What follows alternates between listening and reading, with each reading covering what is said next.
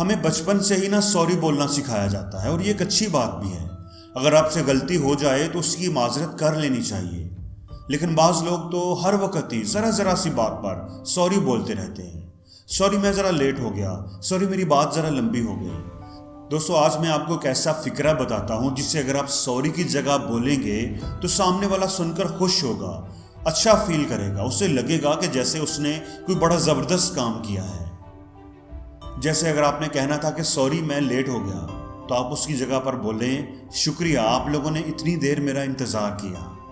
जैसे अगर आपने कहना था कि सॉरी मेरी बात ज़रा लंबी हो गई, तो आप उसकी जगह बोलें शुक्रिया, आप लोगों ने इतनी देर मेरी बात तवज्जो से सुनी।